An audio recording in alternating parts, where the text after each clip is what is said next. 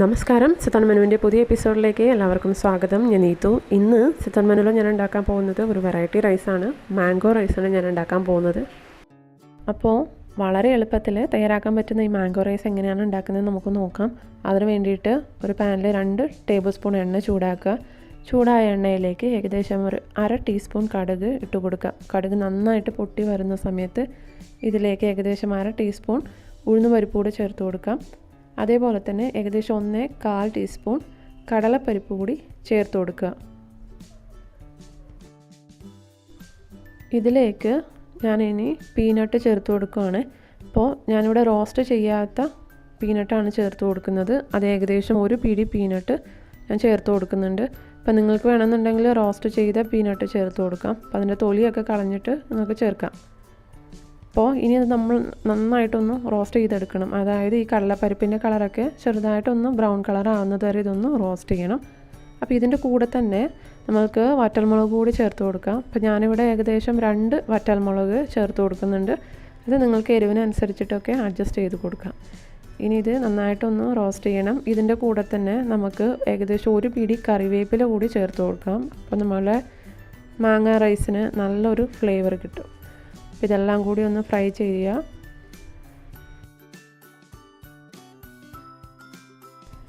അപ്പോൾ അതാ നമ്മളുടെ കടലപ്പരിപ്പൊക്കെ നന്നായിട്ട് റോസ്റ്റായി വന്നിട്ടുണ്ട്. ഇനി ഇതിലേക്ക് ഏകദേശം ഒരു 1/2 ടീസ്പൂൺ മഞ്ഞൾപ്പൊടി ചേർത്ത് കൊടുക്കുക. അപ്പോൾ മഞ്ഞൾപ്പൊടി ചേർക്കുന്ന സമയത്ത് ഫ്ലെയിം നന്നായിട്ട് ലോ ആക്കി വെക്കുക, അല്ലാന്നുണ്ടെങ്കിൽ മഞ്ഞൾപ്പൊടി കരിഞ്ഞു പോകും. അപ്പോൾ ഇതിൻ്റെ കൂടെ തന്നെ ഞാൻ പച്ചമുളക് കൂടി ആഡ് ചെയ്ത് കൊടുക്കുകയാണ്. അപ്പോൾ ഞാൻ 2 പച്ചമുളക് ഞാനിതിൽ ചേർത്ത് കൊടുത്തിട്ടുണ്ട്. അതും നിങ്ങൾക്ക് എരിവിനനുസരിച്ചിട്ട് അഡ്ജസ്റ്റ് ചെയ്ത് കൊടുക്കാം. അപ്പോൾ മാങ്ങ അത്യാവശ്യം പുളിയുള്ള മാങ്ങയാണെങ്കിൽ നിങ്ങൾക്ക് കുറച്ച് എരിവ് ആഡ് ചെയ്യുന്നതുകൊണ്ട് കുഴപ്പമില്ല.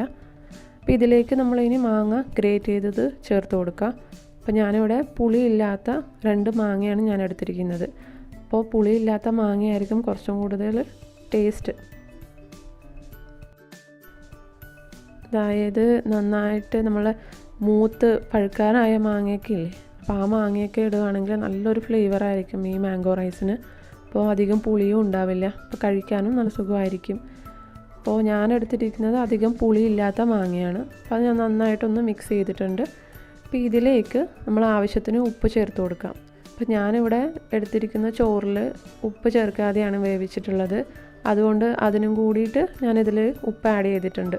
അപ്പോൾ നിങ്ങൾ ഉപ്പ് ചേർത്തിട്ടാണ് ചോറ് വേവിച്ചിരിക്കുന്നതെങ്കിൽ ഉപ്പ് കുറച്ച് ആഡ് ചെയ്ത് കൊടുത്താൽ മതിയാവും. അപ്പോൾ അതും നന്നായിട്ട് മിക്സ് ചെയ്തിട്ടുണ്ട്. ഇനി ഇതിലേക്ക് നമ്മൾ തേങ്ങ ചിരകിയത് ചേർത്ത് കൊടുക്കാം. അത് ഓപ്ഷണലാണ്. അപ്പോൾ ഞാനിവിടെ ഏകദേശം ഒരു 2.5 പിടി തേങ്ങ ചിരകിയത് ഞാൻ ചേർത്ത് കൊടുത്തിട്ടുണ്ട്.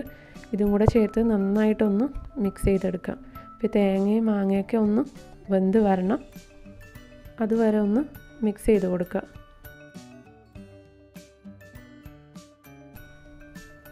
ഇനി ഇതിലേക്ക് ഞാൻ കായപ്പൊടി ചേർത്ത് കൊടുക്കുകയാണ്. ഏകദേശം ഒരു 1/4 ടീസ്പൂൺ കായപ്പൊടി ഒന്ന് തൂവി കൊടുക്കുകയാണ്.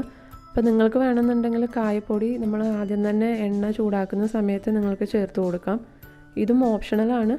ഈ കായത്തിൻ്റെ ഫ്ലേവർ ഇഷ്ടമല്ല എന്നുണ്ടെങ്കിൽ നിങ്ങൾക്കത് സ്കിപ്പ് ചെയ്യാം, ചേർത്ത് കൊടുക്കണമെന്നില്ല. അപ്പോൾ അതും നന്നായിട്ടൊന്ന് ചേർത്ത് ഇളക്കി കൊടുക്കുക.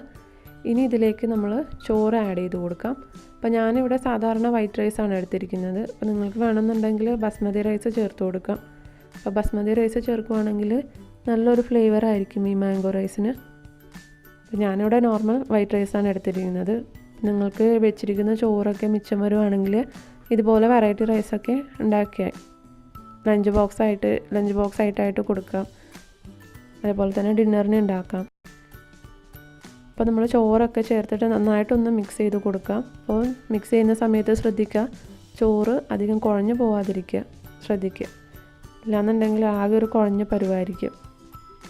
അപ്പോൾ നന്നായിട്ടൊന്ന് മിക്സ് ചെയ്ത് കൊടുക്കാം. അപ്പോൾ അതാ ഞാൻ മാങ്ങയും ചോറൊക്കെ നന്നായിട്ട് മിക്സ് ചെയ്തിട്ടുണ്ട്. അപ്പോൾ നമ്മളുടെ മാംഗോ റൈസ് റെഡി ആയിട്ടുണ്ട്. വളരെ എളുപ്പത്തിൽ തന്നെ തയ്യാറാക്കാം. എല്ലാവരും ഉണ്ടാക്കി നോക്കണം. അപ്പോൾ ഉണ്ടാക്കി നോക്കിയിട്ട് അഭിപ്രായം പറയാൻ മറക്കരുത്. അതുപോലെ തന്നെ വീഡിയോ ഇഷ്ടപ്പെട്ടിട്ടുണ്ടെങ്കിൽ ലൈക്ക് ചെയ്യുക. അതുപോലെ തന്നെ ചാനൽ സബ്സ്ക്രൈബ് ചെയ്യുക. അപ്പോൾ വീണ്ടും കാണാം. Thank you.